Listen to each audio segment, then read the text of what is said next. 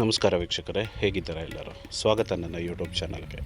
ಇವತ್ತಿನ ಈ ಒಂದು ಸಂಚಿಕೆಯಲ್ಲಿ ಇಡ್ಲಿಗೆ ಸರಿಯಾಗಿ ಹೊಂದುವಂತಹ ಹೋಟೆಲ್ ಶೈಲಿಯಲ್ಲಿ ಮಾಡುವಂತಹ ತುಂಬಾ ಅದ್ಭುತವಾದ ರುಚಿಯನ್ನು ಹೊಂದಿರುವಂತಹ ಸಾಂಬಾರನ್ನು ಮನೆಯಲ್ಲಿಯೇ ಹೇಗೆ ಮಾಡ್ಕೊಳ್ಳೋದು ಅಂತ ನಾನು ನಿಮಗೆ ಹೇಳ್ಕೊಡ್ತೀನಿ. ಈ ಸಾಂಬಾರು ಇಡ್ಲಿ ಹಾಗೂ ಅನ್ನದ ಜೊತೆಗೆ ತುಂಬಾ ಒಳ್ಳೆ ಕಾಂಬಿನೇಷನ್ ಕೊಡುತ್ತೆ. ನೀವು ಒಂದು ಸತಿ ಇದನ್ನು ಮನೇಲಿ ಟ್ರೈ ಮಾಡಿ, ಎಲ್ಲರೂ ಕೂಡ ತುಂಬ ಇಷ್ಟಪಟ್ಟು ತಿಂತಾರೆ. ಇದಕ್ಕೆ ಜಾಸ್ತಿ ಏನೂ ಇಂಗ್ರೀಡಿಯೆಂಟ್ಸ್ ಬೇಡ, ಸಿಂಪಲ್ ಇಂಗ್ರೀಡಿಯೆಂಟ್ಸ್. ಬನ್ನಿ ಇದನ್ನು ಹೇಗೆ ಮಾಡೋದು ಅಂತ ಹೇಳ್ಕೊಡೋಣ.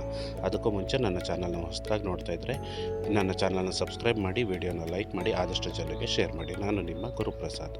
ಮೊದಲಿಗೆ ಇಲ್ಲಿ ಇದನ್ನು ಮಾಡೋದಕ್ಕೆ ನಾನು 1 ಬೌಲ್ ತೊಗರಿಬೇಳೆ, 2 ರಿಂದ 3 ಟೊಮೆಟೊ ಹಣ್ಣು, 1 ಈರುಳ್ಳಿ, 2 ದಪ್ಪ ಆಲೂಗೆಡ್ಡೆ, 4 ರಿಂದ 5 ಹಸಿರು ಮೆಣಸಿನಕಾಯಿ, ಹಾಗೆ ಬೆಳ್ಳುಳ್ಳಿ 1 4 ಎಸಳು, ಕೊತ್ತಂಬರಿ ಸೊಪ್ಪನ್ನು ಕಟ್ ಮಾಡ್ಕೊಂಡು ಇಟ್ಕೊಂಡಿದ್ದೀನಿ. ನೋಡಿ, ಇಷ್ಟೇ ಸಿಂಪಲ್. ಇದರ ಜೊತೆಗೆ ರುಚಿಗೆ ತಕ್ಕಷ್ಟು ಉಪ್ಪನ್ನು ಕೂಡ ಬೇಕಾಗುತ್ತೆ. ಮೊದಲು ನಾನಿಲ್ಲಿ ಒಂದು ಕುಕ್ಕರ್ಗೆ 1 ಬೌಲ್ ಆಗುವಷ್ಟು ಇದು ತೊಗರಿಬೇಳೆ, ಹಾಗೆ ಸ್ವಲ್ಪ ಆಲೂಗೆಡ್ಡೆ ಅದನ್ನು ತೊಗೊತಾ ಇದ್ದೀನಿ. ಹಾಗೆ 1 ಇಡಿ ಆಗುವಷ್ಟು ಟೊಮೆಟೊ ಹಣ್ಣು ಹಾಕ್ಕೊಂಡು, ಸ್ವಲ್ಪ ಕೊತ್ತಂಬರಿ ಸೊಪ್ಪು, ಹಾಗೆ 4 ಮೆಣಸಿನಕಾಯಿನ ಕಟ್ ಮಾಡಿಕೊಂಡು ಇಟ್ಕೊಂಡಿದ್ದೆ, ಅದನ್ನು ಹಾಕ್ಕೊತಾ ಇದ್ದೀನಿ. ನೋಡಿ, ಈ ರೀತಿ ಸರಿಯಾದ ಮಿಶ್ರಣದಲ್ಲಿ ಎಲ್ಲನೂ ಕೂಡ ಹಾಕ್ಕೊಳ್ಳಿ.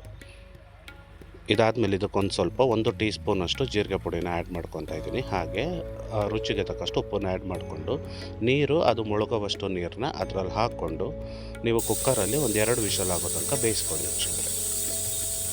ಈಗ ನೋಡಿ, ಇದು ಈ ರೀತಿ ಬೆಂದಾದಮೇಲೆ ನೀರನ್ನೆಲ್ಲ ಬಸ್ಕೊತೀನಿ ನಾನು. ಬಸ್ಕೊಂಡು ಆ ಉಳಿದಿರುವಂಥ ಬೇಳೆ, ಟೊಮೊಟೊ ಬೇಯಿಸಿರೋದೆಲ್ಲ ಏನಿದೆಯಲ್ಲ ಅದನ್ನು ಮಿಕ್ಸಿಗೆ ಹಾಕಿ ಜಸ್ಟ್ 2 ರೌಂಡ್ ಹಾಗೆ ಜಸ್ಟ್ 5 ಸೆಕೆಂಡ್ ನೀವು ರುಬ್ಕೊಂಡ್ರೆ ಈ ರೀತಿಯಾದ ಒಂದು ಮಿಶ್ರಣ ರೆಡಿ ಆಗುತ್ತೆ. ನೋಡಿ, ಜಾಸ್ತಿ ನಯಸ್ಸಾಗಿ ರುಬ್ಕೋಬಾರ್ದು, ಜಸ್ಟ್ ಈ ಥರ ಹದ ಬರೋ ಥರ ಬೇಯಿಸ್ಕೊಳ್ಳಿ. ಅದೇ ರೀತಿ ನಾನು ಇನ್ನು ಉಳಿದಿರೋ ಆಲೂಗೆಡ್ಡೆನ ಬೇಯಿಸ್ಕೊಂಡು ಇಟ್ಕೊಂಡಿದ್ದೀನಿ. ಈಗ ಒಂದು ಕುಕ್ಕರಲ್ಲಿ 2 ಟೀ ಸ್ಪೂನ್ ಎಣ್ಣೆ ಹಾಕ್ಕೊಂಡು ಅದಕ್ಕೆ 1 ಟೀ ಸ್ಪೂನಷ್ಟು ಜೀರಿಗೆ, ಹಾಗೆ 1 ಟೀ ಸ್ಪೂನ್ ಆಗುವಷ್ಟು ಸಾಸಿವೆನ ಹಾಕ್ಕೊತಾ ಇದ್ದೀನಿ. ಇದಾದ ನಂತರ ನಾನು ಇದಕ್ಕೆ ಒಂದೆಸಲು ಇದು ಕರಿಬೇವಿನ ಸೊಪ್ಪು, ಹಾಗೆ 2 ರಿಂದ 3 ಒಣಮೆಣಸಿನಕಾಯಿನ ಹಾಕ್ಕೊಂಡು, ಅದಾದಮೇಲೆ ನಾನು ರೆಡಿ ಮಾಡ್ಕೊಂಡಿರುವಂಥ ಮಿಶ್ರಣನ ಹಾಕಿ, ನಮಗೆ ಬೇಕಾದ ಪ್ರಮಾಣದಲ್ಲಿ ನೀರು ಹಾಕಿ ಅದಕ್ಕೆ ಅರಶಿನ ಹಾಕ್ಕೊತಾ ಇದ್ದೀನಿ. ಅದಾದಮೇಲೆ ನಾನು ಬೇಯಿಸಿಟ್ಕೊಂಡಿರುವಂಥ ಆಲೂಗೆಡ್ಡೆನೂ ಕೂಡ ಅದಕ್ಕೆ ಮಿಕ್ಸ್ ಮಾಡ್ಕೊತಿದ್ದೀನಿ. ಇಷ್ಟೇ. ನೀವು ಕುಕ್ಕರ್ ಲಿಡ್ನ ಕ್ಲೋಸ್ ಮಾಡಿ 2 ವಿಷಲ್ ಮಾಡಿಕೊಂಡ್ರೆ ಈ ಸಾಂಬಾರು ರೆಡಿ ವೀಕ್ಷಕರೇ. ಇದು ಇಡ್ಲಿ ಜೊತೆಗೆ ನೋಡಿ ತುಂಬಾ ಚೆನ್ನಾಗಿ ಬೆರೆಯುತ್ತೆ. ಇಡ್ಲಿ ಜೊತೆಗಂತೂ ಸೂಪರ್ ಕಾಂಬಿನೇಷನ್.